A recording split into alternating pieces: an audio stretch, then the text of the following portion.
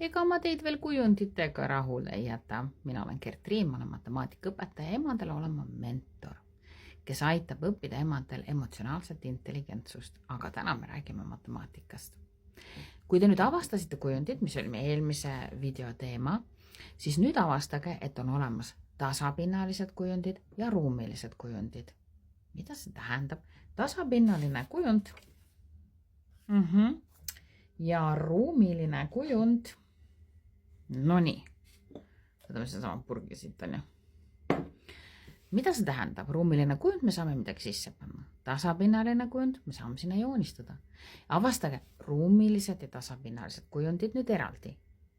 Pange tähele, juhtige lapse tähelepanu selle peale, et ühel juhul me vajame ühte, teisel juhul me vajame teist. On ju?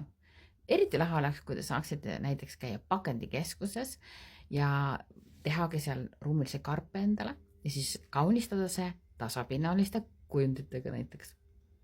Ja nüüd te olete loonud lapse aju sisse jälle paar mõnusat seemnekest, kuhu matemaatikaõpetajal on märksa lihtsam midagi peale istutada. Käeline tegevus, kunst, disain.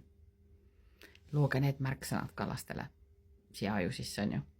Ja nad hakkaksid nägema, et oot, aga iga kord, kui ma meisterdan, ma tegelikult kasutan matemaatikat. See on nagu lapse tasand. Ja kui ma tahan meisterdada maja, kui ma tahan meisterdada autot, kui ma tahan meisterdada maailma kõige lahedamat kostüümi, siis ma kasutan jälle matemaatikat ju.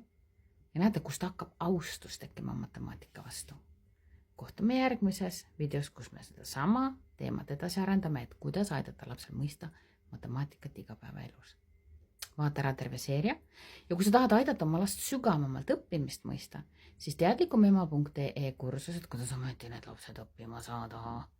Kuula kas laivi või osta järelkuulamine.